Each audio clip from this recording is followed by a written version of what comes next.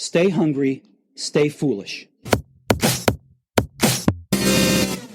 We are living through a crisis of distraction. Friends get sidelined, family gets ignored, and work never seems to get done. Our guest is a behavioural designer and author of the previous best-selling book, Hooked. Today he shares his new book, Indistractable, How to Control Your Attention and Choose Your Life. He is multiple-time guest on the Innovation Show, friend of the show. It is a great pleasure to welcome back Nir Eyal. Welcome to the show. Thanks so much, Aidan. Great to be back. And good news for Innovation Show listeners, you can win a copy of that book by signing up to the innovationshow.io newsletter. Pay attention to when the newsletter comes out. In there, we will ask you, do you want to win a copy? Simply reply to be in the hat to win a copy of that book. Nir, I mentioned in the introduction your previous best-selling book, Hooked. We talked about that previously on the show, but you use that as a platform on which to build on this book, Indistractable. Perhaps we'll start by sharing about that. That's exactly right. That after writing Hooked, which is a book about how do we build habit-forming products so that we can build good habits in people's lives, the next thing I wanted to explore was what about the bad habits, right? What about products that are designed to be so good, so engaging that sometimes we use them too much? What happens when they become distractions?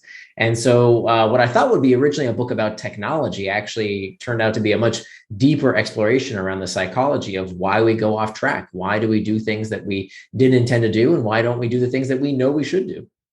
One of the things I loved about the book was that how you used the book and all the research you did in order to write the book in the first place. That's right. Yeah, there's a lot of that in the book from the fact that it took me 5 years to write the book. And the reason was because I kept getting distracted. I was very, very distracted. And that's why I wanted to figure out how to become indistractable, because I really do believe that this is the skill of the century, that it doesn't matter what area of your life, you're trying to work on. Every area of your life, every facet of your well-being requires you to be able to sustain your attention, whether it's your physical health, your mental health, your professional career, your relationships. All of these things require us to be able to do whatever it is we say we're going to do with our time and our attention. This is ultimately what becomes of our life.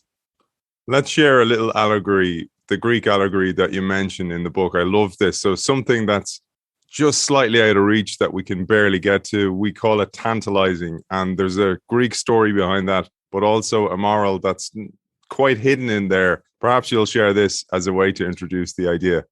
Yeah, my daughter had a book of Greek mythology.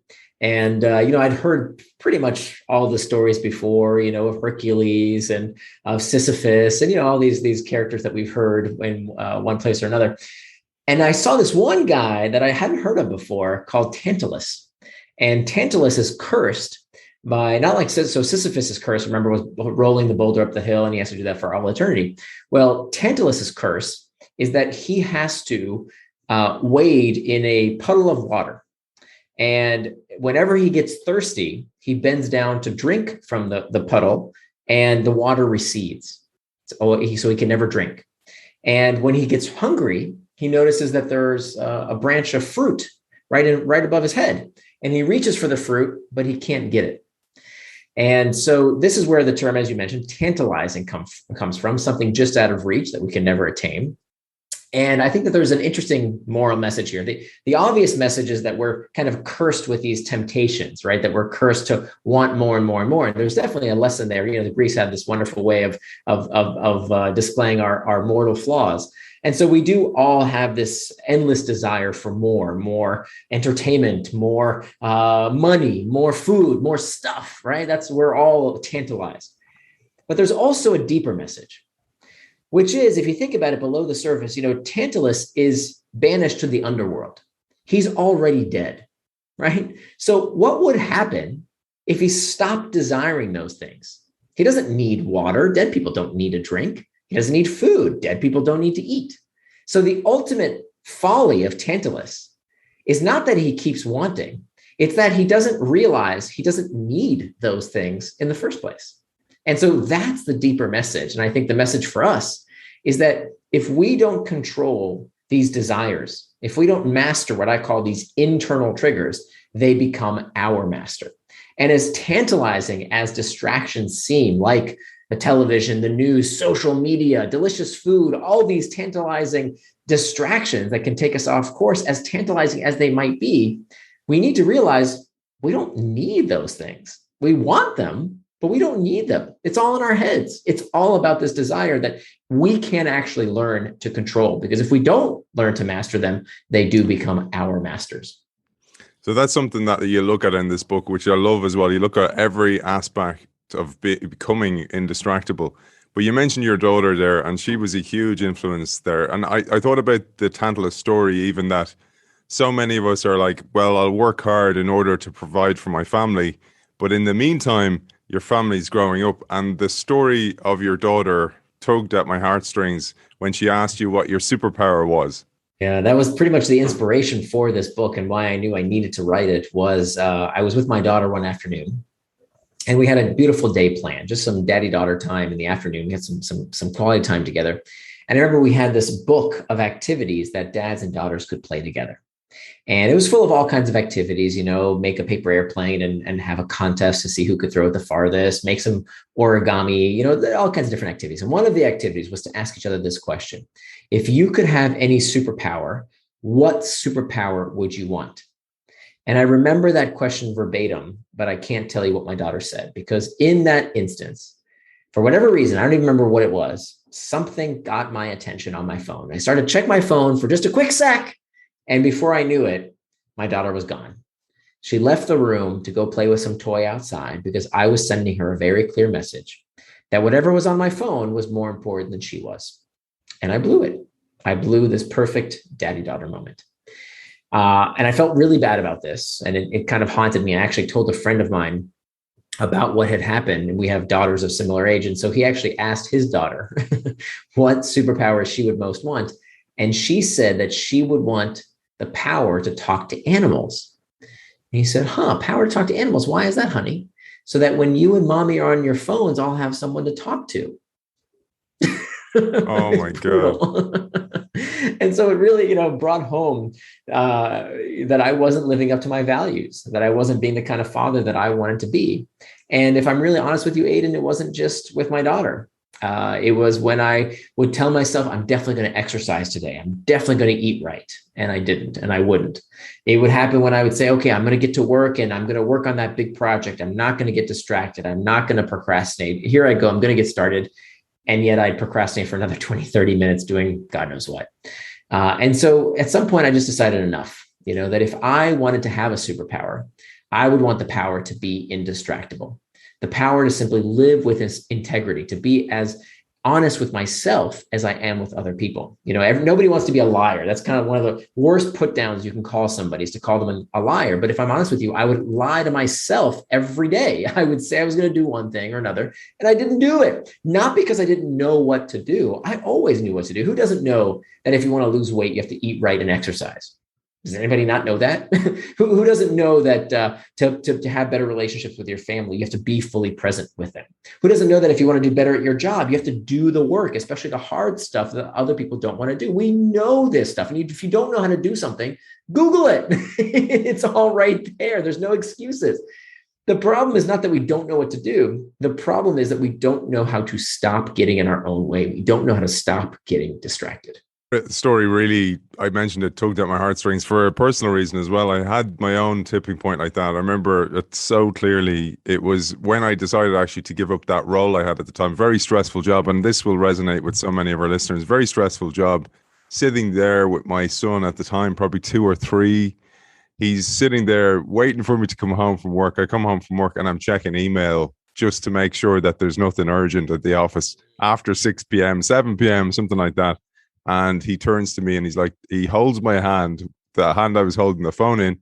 And he said, Dad, being on your phone isn't playing with me. And it just shot right through the armor, straight in. And I actually decided, it was a huge tipping point in my life, decided, like you, I'd look for a career that could enable me to be present. And I'm still working on that. I mean, we still need to work on being mentally present. We all do. I still do, right? It's a daily effort.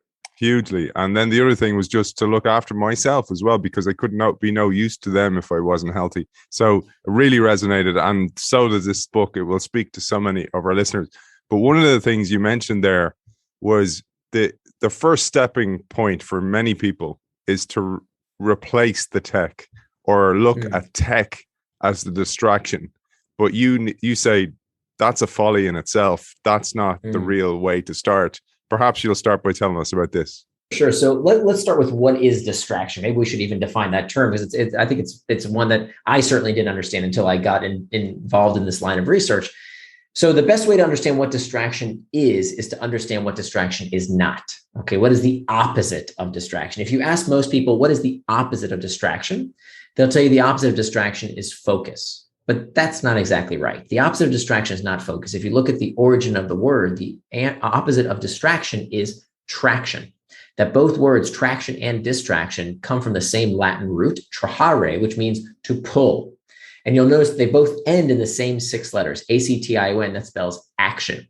So traction, by definition, is any action that pulls you towards what you say you're going to do. Things that you do with intent, things that move you closer to your goals, things that move you closer to your values and help you become the kind of person you want to become. Those are acts of traction. The opposite of traction is, of course, distraction. Distraction is any action that pulls you further away from what you plan to do, further away from your goals, further away from becoming the kind of person you want to become. So now we have this dichotomy between traction and distraction. And I would argue that any action can be either traction or distraction based on one word. And that one word is intent. Okay, forethought. The time you plan to waste is not wasted time, as Dorothy Parker said. So let me give you an example.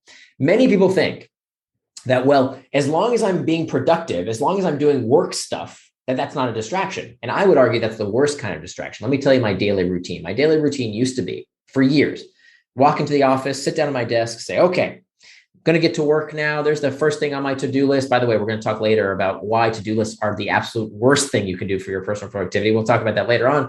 But I would look at my to-do list and say, okay, that big project that I have to do, a task that's been staring at me, that I've been procrastinating on, here I go. I'm not going to get distracted. Nothing's going to get in my way. I'm going to get started right now.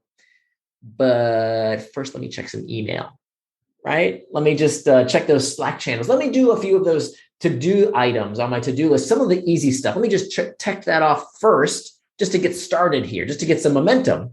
And what I didn't realize is that I had given into the most dangerous, the most pernicious form of distraction, is the distraction that tricks you into prioritizing the urgent and the easy work at the expense of the important and difficult work that we have to do to move our lives and careers forward. So just because it's a work-related task doesn't mean it's not a distraction. In fact, that's the most dangerous kind of distraction, because you don't even realize you've got distracted. So anything can be a distraction. Conversely, anything can be traction. So as you mentioned, lots of people these days think, oh, it's the technology's fault. The technology is distracting us. No, I am not one of these chicken little tech critics that tells you technology is hijacking your brains, addicting everybody. Rubbish, silly. It is non-scientific garbage. It's totally disempowering and not true. If you want to go on social media, go for it. Enjoy. You want to go watch YouTube videos or Netflix or scroll the internet, Reddit? I don't care. Enjoy it. Do it. But do it according to your values and your schedule, not someone else's. If it's something that you plan to do with intent, doesn't matter what it is traction. Anything else would be a distraction. So now we have this dichotomy between traction and distraction. Now the question is, what prompts us to these actions? What triggers us? Well, there are 2 kinds of triggers. We have what we call external triggers, which are the usual suspects, right? The pings, the dings, the rings. This is what we tend to blame when we get distracted. We blame the things outside of us. But studies find that that is only 10% of the reason we get distracted. 10% of the time that we get distracted is it because of an external trigger. So what's the other 90%? 90% of the time that we go off track, 90% of the time that we get distracted because we are triggered not by something that happens outside of us, but rather something that happens inside of us. These are called internal triggers. Internal triggers are uncomfortable emotional states: boredom, loneliness, fatigue, uncertainty, anxiety, stress. These internal uncomfortable sensations that we seek to escape from.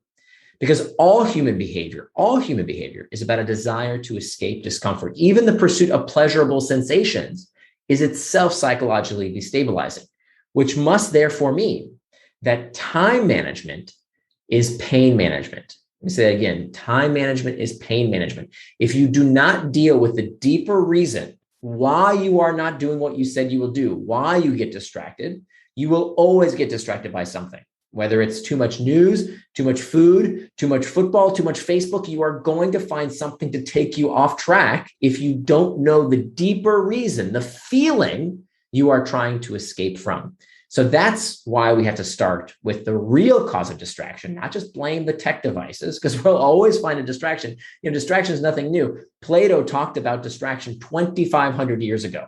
Right? If Plato was complaining about how distracting the world was 2,500 years before the internet, before iPhones, before Facebook, that can't be the source of the problem. This is an endemic part of the human condition, is this desire for distraction.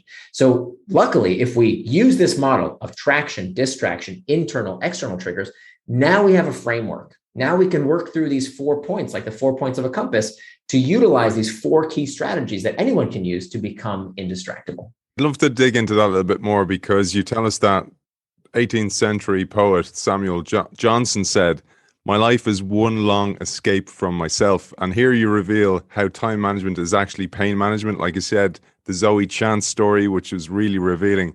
But also you tell us about boredom, negativity bias, rumination, and worst of all, hedonic adaptation. So these are all the reasons why you are designed for distraction, why evolution actually gave us this predilection for distraction. And it really does start from these uncomfortable emotional states that, I take issue with a lot of self-help these days. A lot of books tell you about how the goal should be to be happy all the time, that if you're not contented and satisfied and euphoric all the time, something's wrong with you. And nothing could be further from the truth. That in fact, evolution has given us this gift of disquietude. If you think about it, right, from an evolutionary basis, if there was ever a group of Homo sapiens who were happy all the time, who were contented all the time, what would have happened to them? I'll tell you what would have happened to them. Our ancestors, had they met this group of people, would have killed them and eaten them. Okay? They would not have survived. Because it is our disquietude, it is that discomfort, it is all these internal triggers that drive us forward, that get us to invent and to create and to shoot for the moon. It's all about that desire to escape discomfort. Now, that's a good thing. We want to use that discomfort. Many people will tell you to escape it. And sometimes, look, if you can't change the source of the discomfort, sometimes the solution is to learn ways to cope with it, right? So that's where tactics like mindfulness and meditation can be handy. But I think we've gone way over the deep end with all this mindfulness stuff. Although it is a great tool, far too many people think it's the only tool, right? That meditation, that you can meditate all your problems away. No, sometimes you have to figure out what's causing you the discomfort and freaking get off your butt, stop meditating and fix the problem if it's fixable. If it's not fixable, then we need coping tactics to deal with that discomfort. But it's not that every discomfort, has to be escaped. And look, meditation is an escape. It can be a way to get out of that present circumstance, to learn to master your emotions, which can be very, very healthy. Of course, there can be unhealthy distractions as well, many unhealthy distractions, whether it's a drink that people take, whether it's turning on the news, whether it's all these things that people use to get their mind off of that discomfort. There's the 4 things I mentioned there, and I think these were really eye-openers for me to understand why. You mentioned about, if we were there, if we lived in paradise, essentially we atrophy. But there was, you mentioned boredom, negativity bias, rumination, and hedonic adaptation. And that one in particular was fascinating. Hedonic adaptation is this tendency that we have to go back to our baseline levels of happiness and satisfaction. We see this when great things happen to people, right? We know that when people win the lottery, a few years later, they're just as happy or miserable as they were before they won the lottery. When people have terrible accidents, right? Amputee victims, they also go back to their baseline level of happiness, even after such a terrible thing happens. So hedonic adaptation says that we tend to revert back to our base level of happiness, which means It's kind of a kick in the face if you think about it. It means that even if you accomplish your goals, right, even if you have what you want, you achieve multi-million-dollar success and whatever you're looking for in life, you get, you're probably going to be just as happy or miserable because that's what hedonic adaptation does. Of course, there is some wiggle room there, but that's one of those reasons why I was making the case with these 4 points around why you will never escape this discomfort. You have to learn to deal with it or fix the source of the problem. So hedonic adaptation is one. Boredom is another. We know that boredom is something that's endemic to everyone on earth, every culture, every civilization. We all struggle with a sense of boredom. In fact, there was a really remarkable study done by Timothy Wilson at Harvard, where he put people in a room and he gave them nothing in the room except for a band on their arm and a button to press on that he told them, if you press on this button, you will receive a painful electrical shock. Okay. And he told them, all you have to do is sit in this room until we come back. That's all he said. 2/3 of men, 1/3 of women preferred to shock themselves with what they were told would be a painful electrical current just to avoid the sensation of doing nothing. Right. So boredom is a big one. Another one is rumination, our tendency to chew on these ideas again and again, to go over thoughts in your head. If you've ever woken up in the middle of the night, 3 a.m., you're thinking about a problem, you can't stop thinking and thinking and thinking. This is another way that Mother Nature has hard-coded in us this constant desire for more, this constant the source of internal triggers. And then negativity bias. Negativity bias says that we tend to remember the bad more than the good. That people remember negative events from their childhood, even though if they had a wonderful childhood, they'll tend to remember the bad stuff. Many areas of life do we tend to have a negativity bias.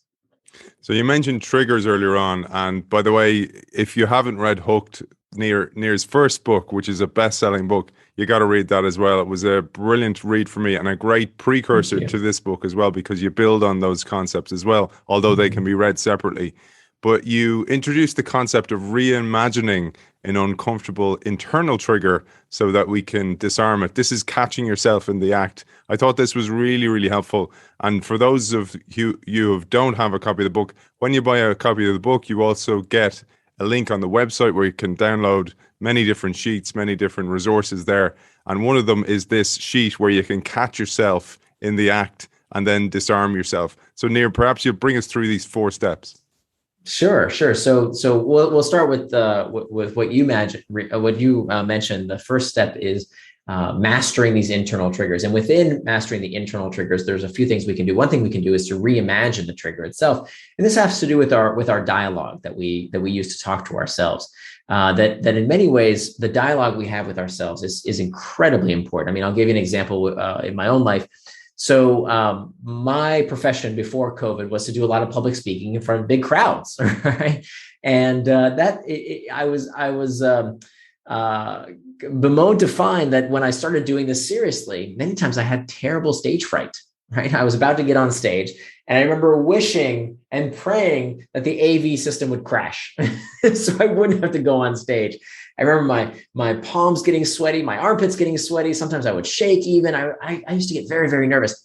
And I would take that to mean that I wasn't the real deal, that here I am, a faker. I don't even know what I'm talking about. They're going to think I'm terrible. I'm going to stumble over my words. I'm going to do a horrible job. Nobody's going to find this interesting, and I'm going to be a laughing stock. Because you see, look, if I was a real public speaker, I wouldn't feel this way. And then I decided to reimagine those internal triggers. I was feeling those internal triggers, and now it was up to me about what I would do with those sensations. And so when I read this research about how we can reimagine these internal triggers, I decided to change the narrative. And I changed the narrative to, instead of saying, oh, when my heartbeat races and when I start getting sweaty palms, it means that I'm not doing it right. Instead, I reimagined that conversation I was having myself and reimagine it as something that served me as opposed to me serving the internal trigger. So now, before I'm about to go on stage or do any kind of public speaking, and I feel my heart racing, I say to myself, you see, this is my body getting me ready to meet the challenge by pumping more oxygen to my brain so I can deliver the best possible talk. So I started reimagining those internal triggers. And many of us have these misinformed points of view when it comes to internal triggers like stress. Right? We've been told so often that stress is bad. You can't feel stress. And so how many of us are stressing about being stressed? which leads us down this terrible rumination cycle. Instead, we can see these things as a positive thing. If something is boring, if something is difficult, if something is stressful, that's a good thing. You know why? Because that means that if you can power through this, you're a scarce commodity. You're precious because you have a skill to power through. Everybody feels boredom. Everybody feels stressed. Everybody feels anxious. It's the people who can power through those sensations, who can leverage them like rocket fuel to move them forward, who actually achieve great things. So it's all about, that's one of the techniques we talk about is about reimagining the triggers. We can also reimagine the task. We can also reimagine our temperament. One of the last steps you talk about then in the internal triggers is one that can lead to distraction is to reimagine our capabilities as well. So this was really useful. I thought, again, I was thinking about the many habits people have. One of them, for example, the fear of public speaking. Others could be like, I want to give up drinking so much coffee or even alcohol. And I thought about this where you actually catch yourself in the act. Why do I want that? Is it boredom? Is it because I'm trying to distract myself from thinking about something, whatever it might be? I thought that was really useful. But the reimagining of capabilities was also a positive step forward. Absolutely. So this comes down to reimagining your capabilities, your temperament, and this has some pretty profound impacts. One of the most prevalent pop psychology myths is what we call ego depletion. This idea that you run out of willpower, right? We've all heard this idea that you run out of willpower. Willpower is like a muscle. It's like fuel in a gas tank. It's like energy in a battery. Once you run out of it, you're done. You're depleted. And there was actually quite a bit of research that came out of one research lab. One researcher proposed that this is a real phenomenon. He called it ego depletion. And when something sounds too good to be true in the social sciences, we what do we always do as scientists? We rerun the research. And this is what researchers did. They reran the studies and they found they could not replicate them. And as far as we know, ego depletion isn't real. It doesn't really exist, except in one group of people. So after people did these meta-analyses, studies of studies, we concluded that ego depletion probably doesn't exist. It isn't actually a real phenomenon. You don't spend willpower like you would spend gas in a gas tank, except for one group of people. And those people, and only those people, are people who believe that willpower is a limited resource. So only if you believe it's true is it the case. And we see this repeated time and time again with alcoholics, for example. You mentioned alcohol. We know that the number one determinant of whether an alcoholic will stay sober after rehab is not their level of physical dependency. It's not what's happening in their blood. It's what's happening in their brain. It's the number one determinant of whether an alcoholic will relapse after treatment is their belief in their own power to change. And so this leads me to kind of what I think is a very toxic and very prevalent mindset these days, which is technology's hijacking your brain. Your kids can't stop playing video games because they're addicting them, right? This narrative that we keep hearing so much, we just accept it to be true. And it's not true unless we believe it. I think maybe, I know this isn't true, but if I was a conspiracy theorist, I would think that maybe the tech industry wanted people to believe that there's nothing they could do about these technologies, that it's, that it's addicting them, that it's hijacking their brain. Because what do people do when they think there's nothing that can be done? Nothing. It's called learned helplessness. When we believe there's nothing we can do, we don't do anything. And so it's a very disempowering perspective to think that technology is hijacking your brain, that it's addicting everyone. It's silly. It's rubbish. Don't believe that crap.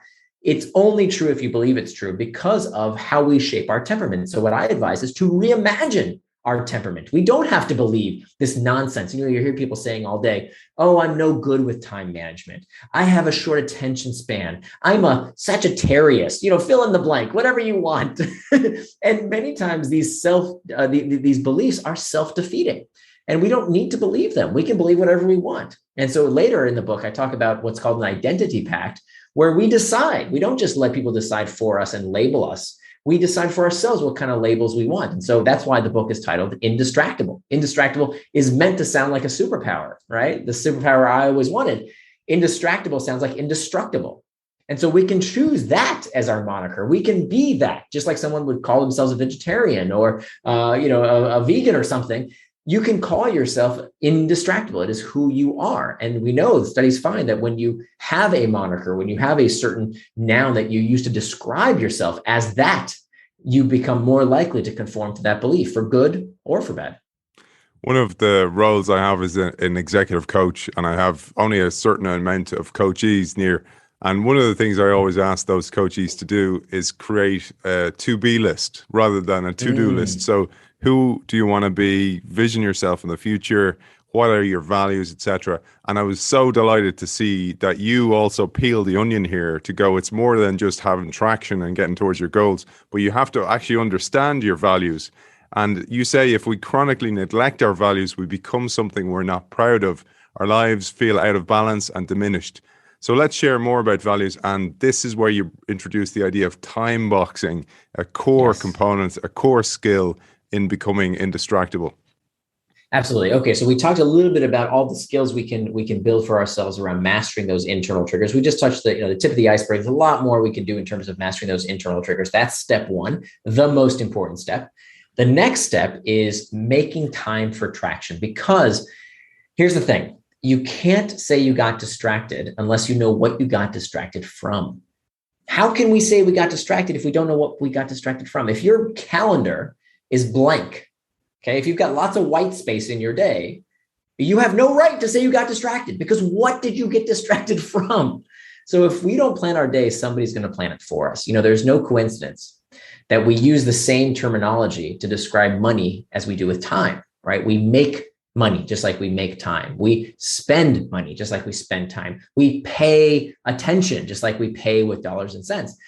But here's the thing. Most people are stingy with their money, right? They clip coupons, they split lunches with their friends, they look for deals. They won't spend 99 cents on an app because it's too expensive. They're cheap with their money, but they give time to anybody who wants it, right? The news wants your time. Sure. Your boss, your kids, Facebook, Twitter, every rubbish in the media. Sure. Give it the time that they want from you.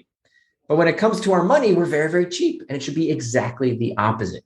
We should be generous with our money and cheap with our time. Why? Because you can't make more time. I don't care if you're Jeff Bezos or Bill Gates, you have the same 24 hours in a day. You cannot manufacture more time. You can always make more money, right? So be generous with your money, but stingy with your time. So what we have to do is to ask ourselves, how can we turn our values into time? That's what we have to do. If you want to see what someone's values really are, don't listen to what they say. Don't look at what's coming out of their mouth. Look at what's coming out of their wallet and what's in their calendar. That's how you will know what someone's real values are. What are values? Values are attributes of the person you want to become. Values are attributes of the person you want to become. So what you've got to do is to sit down and ask yourself, how would the person I want to become spend their time?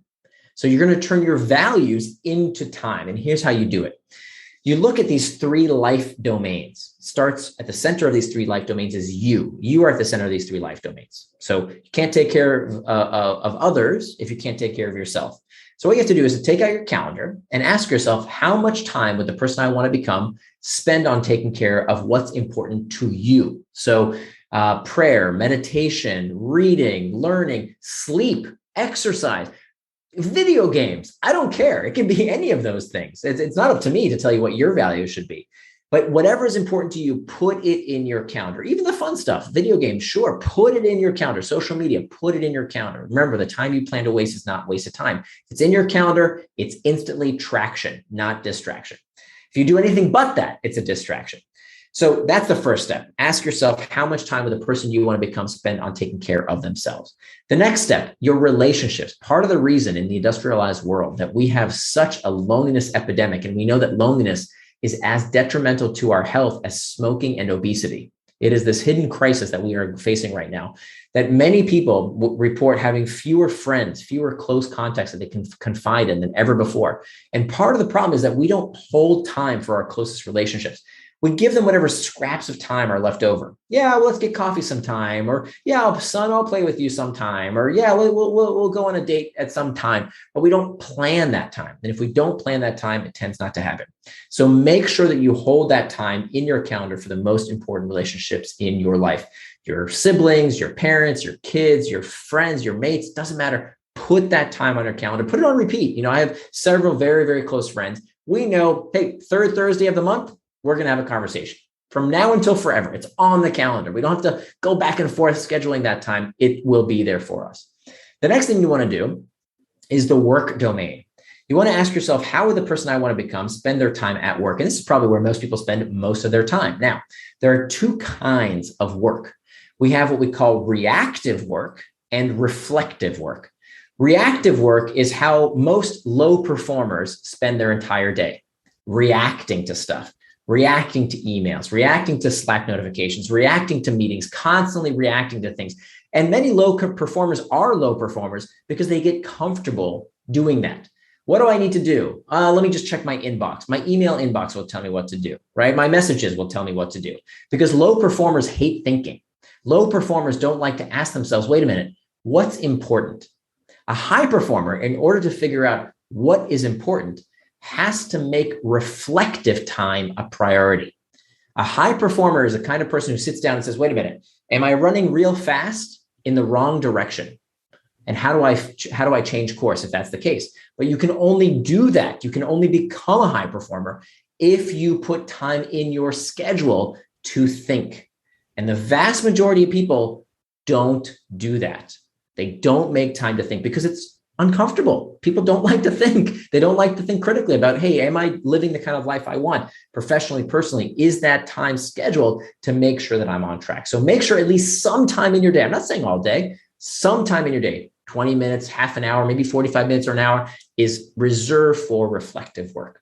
So now that you've done that, you'll have a time box calendar, and time box calendars blow the traditional to-do list method out of the water. I used to be a to-do list devotee. I used to run my life on a to-do list. And by the way, just to be very, very clear, I am all for taking things out of your head and putting them down on paper in an app. That's very healthy. But what people don't do, and this is the critical mistake, they don't turn those items into time. And so here's what happens. Here's what I used to do. I get home from work with a to-do list that's still a mile long, because to-do lists have no constraint. Right? You can always add more to a to-do list. There's no bottom. So I'd get home from work. I'd feel like I've been busy all day, and yet I still have a million things on my to-do list that I haven't done. And here's where it gets really pernicious, is that when this happens, day after day, week after week, month after month, year after year, you are telling yourself, we talked about self-image earlier, you are proving to yourself that, look, you still didn't do this thing. All these things you said you were going to do, you didn't do, loser. And we start internalizing this narrative of, you see, I must not be good at time management. Look at all the unfinished tasks that I didn't do. And so that's a big reason why to-do lists are so terrible for our productivity, is that we begin to believe this narrative, I must not be very good at time management. Look at the stuff I can't finish. And we begin to internalize that. Instead, what I want you to do, instead of doing that, don't measure your life based on how many little cute boxes you checked off, because we know what tends to happen is people tend to do the easy stuff. That's why another reason why to-do lists don't work is that, or I should say, running your life on a to-do list doesn't work, is that people tend to do the easy, fun stuff first, as opposed to the hard work. Stop measuring your life based on how many cute little boxes you checked off, and instead measure yourself based on how many times you did what you said you were going to do without distraction.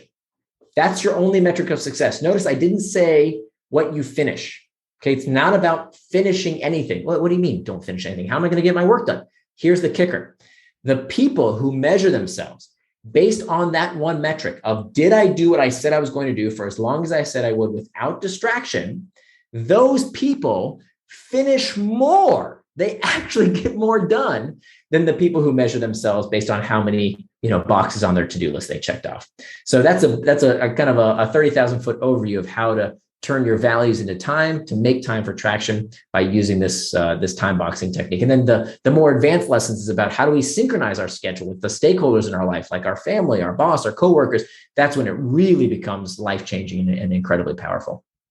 You mentioned there about the high performer And I don't know any high performer who doesn't develop themselves in reading or advancing themselves in some way. Perhaps it's going to the gym in order to train the body, to train the mind, to train the workplace.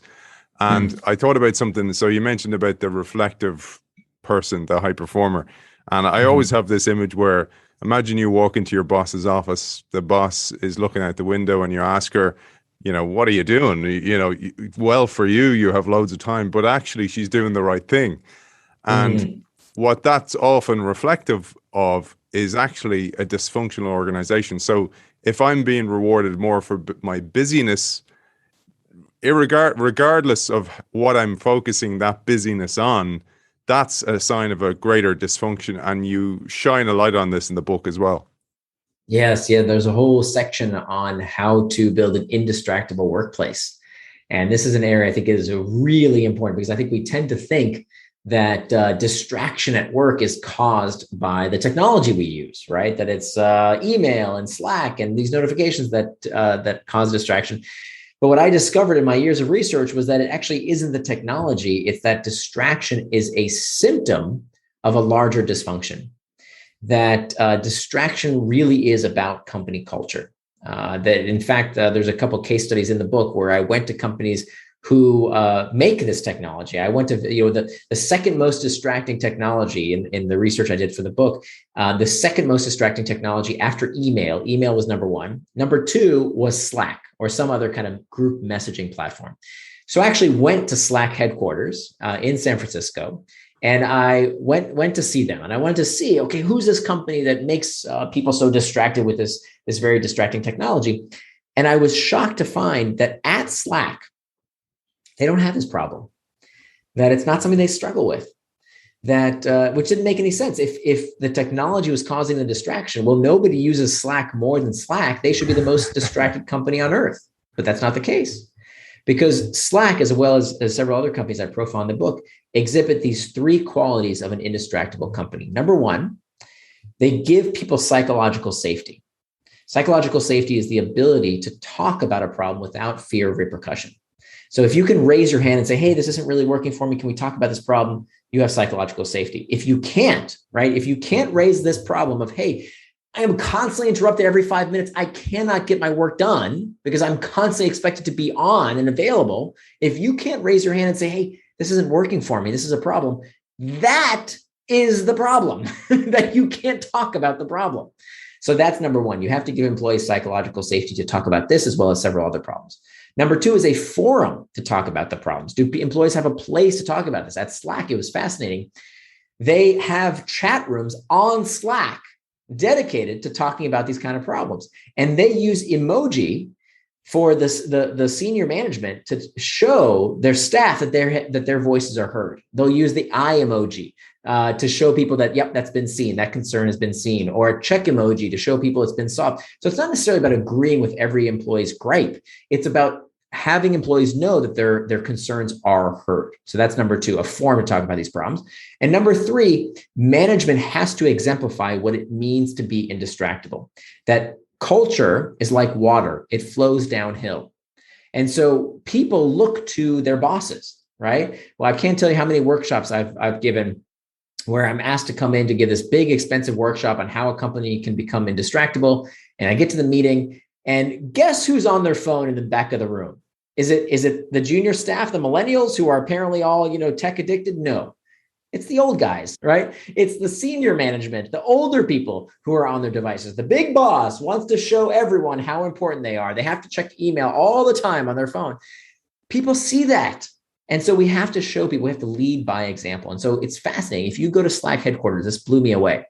If you go to Slack headquarters, you will see in bright pink neon letters in the company canteen, you will see this sign. You can't miss it. It says, work hard and go home. Not something you would expect to see at a hard-charging Silicon Valley company, but that is part of their values. From Stuart Butterfield, the CEO, on down, they believe in this ethos that to do our best work, we have to be able to work without distraction. Let's build on that, because I thought about how you talk about in the book, make calling a meeting actually kind of difficult. And in a similar way, on a personal level, make distracting you difficult? Because it's actually it's quite difficult to get an email to you to, so you don't respond straight away. You respond in batches. So maybe we'll share both of these together, because being difficult to reach isn't a bad thing. Like, I've made myself difficult to reach over time, and at the start you kind of feel, oh, people will be looking for me. They're not really, and a lot of the time they'll just they'll forget about you and they'll move on. And if it's really urgent, it'll come back. But I loved the little tips you shared. For example, on one stream, the personal stream, managing email in batches, for example, and then in the work stream, making meetings actually difficult to call and having a little bit of structure about them. Maybe we'll handle both of those. Sure. So I don't know if I would say that I would make emailing you difficult per se. I'm pretty easy to reach. Anybody can go to my contact page and send me an email and it comes straight to me. So it's not that I think I'm difficult to reach. It's that I don't reply to every email every 30 seconds. I don't let my email inbox guide what I do in the day. I have email time boxed, right, in my calendar, time for that email. And there's a wonderful technique that I developed that can reduce the amount of time you spend on email dramatically. I mean, email is kind of the bane of everyone's existence these days. And what we discovered in the research is that the time you waste on email is not the reading or replying, it's the checking and specifically the rechecking. That's the problem. So what happens with most people when it comes to email is they open a message, they read it, they put it away, they forget about it, they open it again. What's in the email? Let me check it, read it, put it away. And they do that 3 or 4 times per email. So that's the biggest time waster when we come to email. So what do we do instead?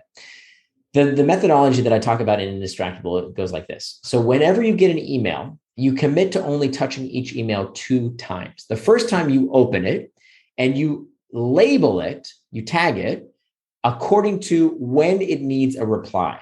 Okay, if you don't know how to tag it, just every email program can do this, just Google it. So you tag it based on when it needs a reply. If it never needs a reply, just delete it or archive it. If it needs a reply right now, oh my God, your house is on fire, you have to contact me right this minute. That's about 1% of your emails. It does happen. Okay, fine. You can take care of that email immediately. The other 2 kinds of, the other emails will batch themselves into 2 kinds of messages. 80% of the remaining emails will be emails that you can reply to sometime this week. Okay, so tag it as this week.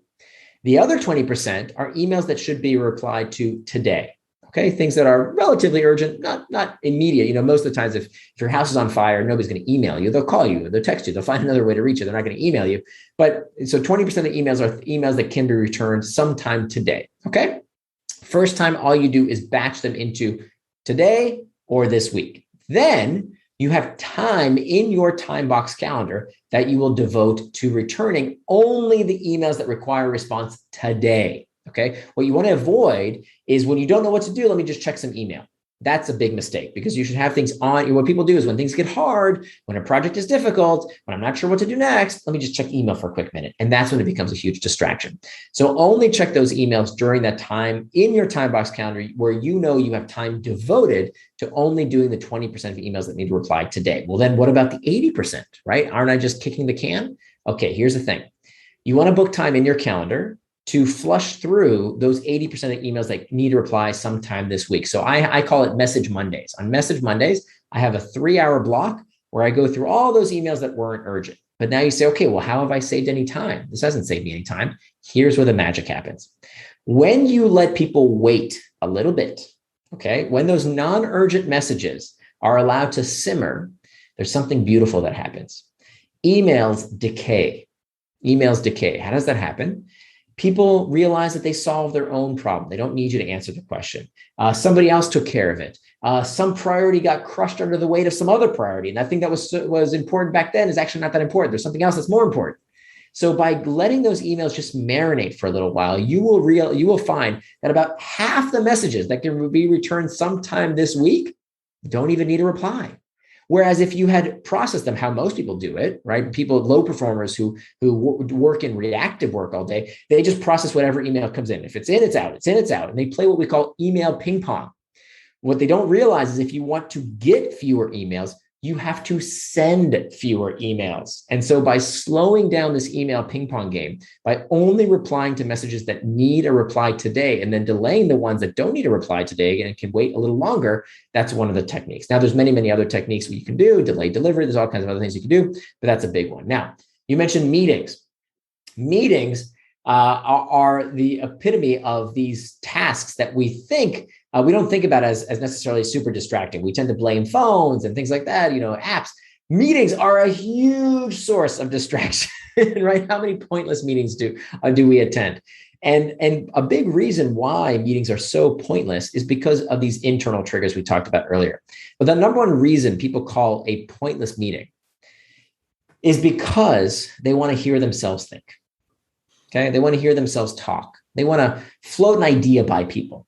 And this tends to be a huge waste of time because meetings today are just too easy to call. It used to be we all had to be in the same place, to have a meeting, same place and time.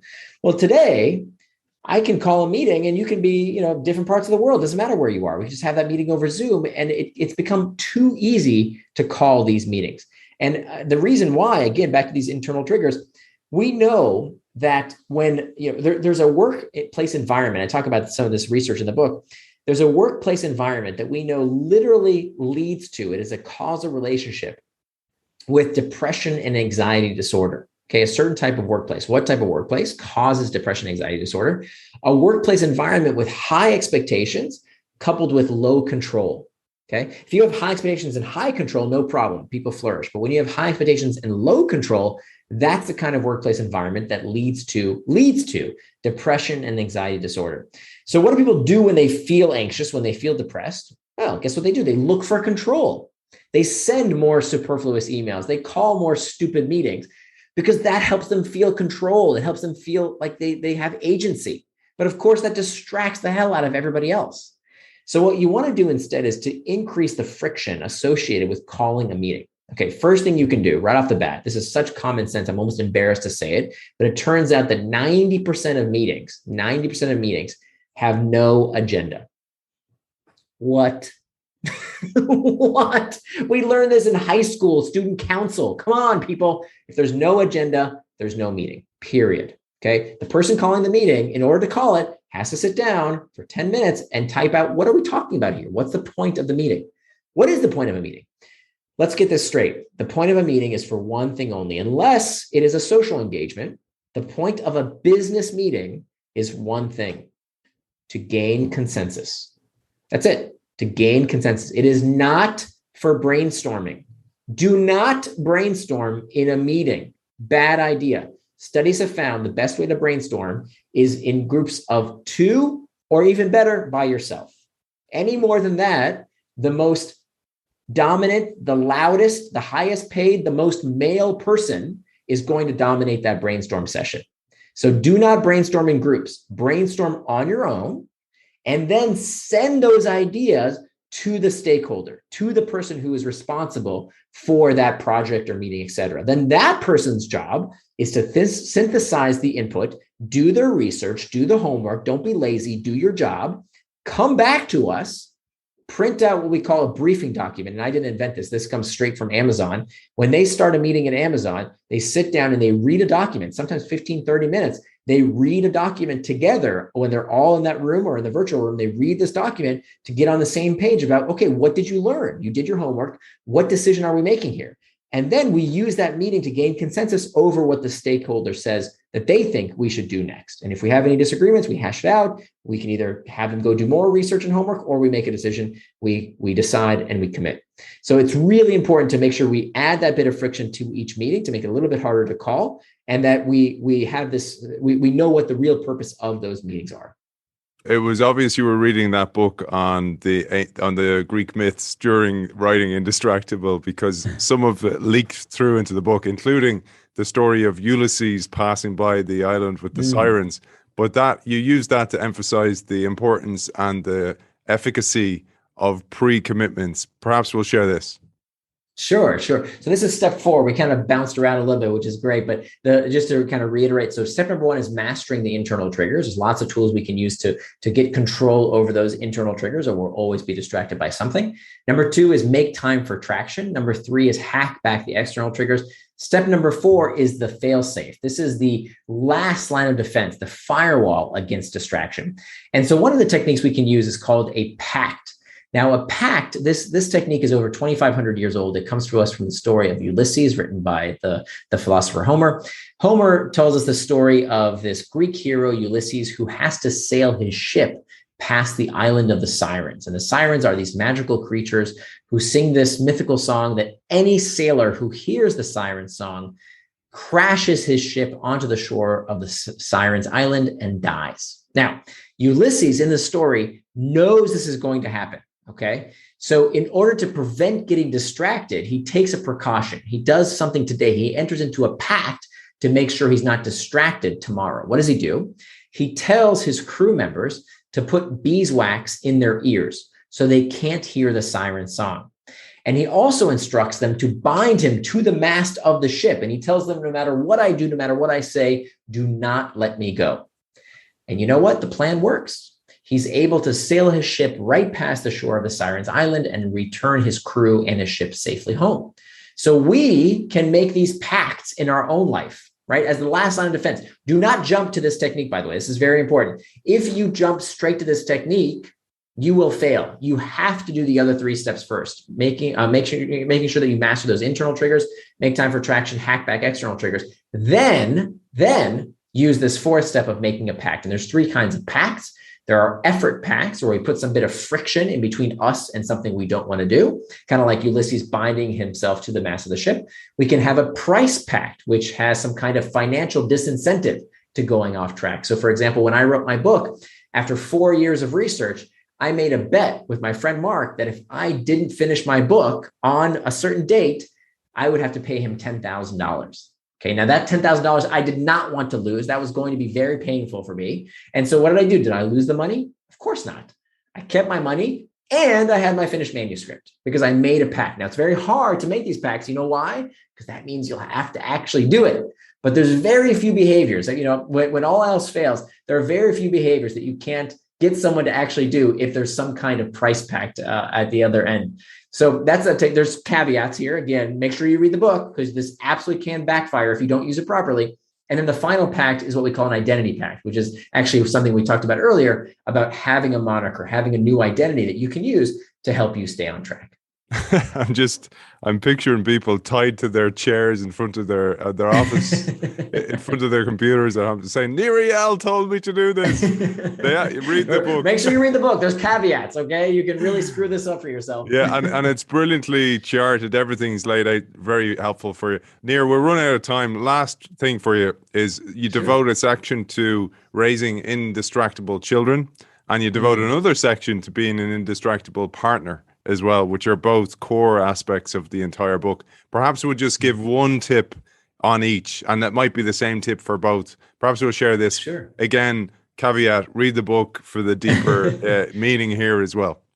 Yeah, I'll say real quick, with raising indistractable kids, we have to get to the deeper reason why kids are overusing technology or any distraction for that matter. That I think a lot of parents, we like to blame, rock and roll or sugar or television or video games. We blame stuff outside of ourselves, but really I do a deep dive into this was probably the chapter that researching it most changed my mind as a parent of a 13-year-old.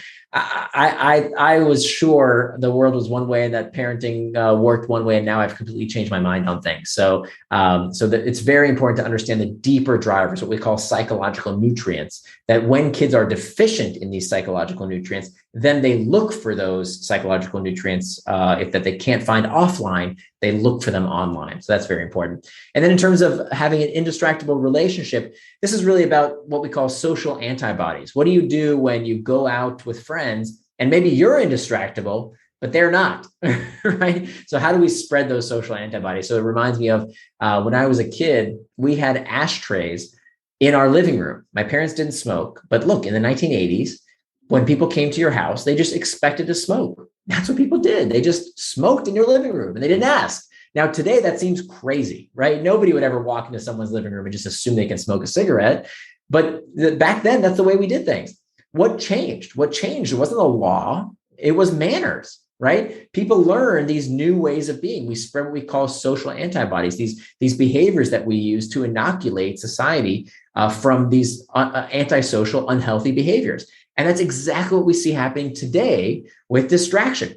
That there's a bifurcation in the world today. Just like people said, I'm a non-smoker. If you want to smoke, go outside, right? That's how we change society. That's how we change these norms.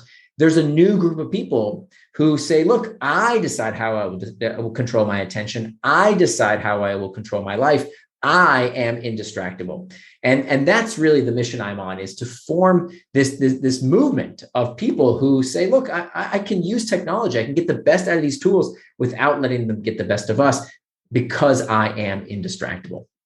Beautiful, Nir. Brilliant way to finish. But before we do, where can people find you? There's a wealth of resources on your website, your blog. I subscribe to your newsletter, have been for years. And let's share where people can find you. Sure, absolutely. So my blog is nirandfar.com. Nir is spelled like my first name, N-I-R, and far.com. And there's actually a free workbook that we couldn't fit into the final edition of the book. So you can check that out. It's totally complimentary at my website, nirandfar.com. And the book is called Indistractable: How to Control Your Attention and Choose Your Life. And that's available wherever books are sold. Brilliant. And just a reminder for you, our listeners, sign up to the innovationshow.io newsletter and you can be in with a chance to win this brilliant book. Author of Indistractable: How to Control Your Attention and Choose Your Life, Nir Eyal. Thank you for joining us. Oh, thank you so much. It was a pleasure.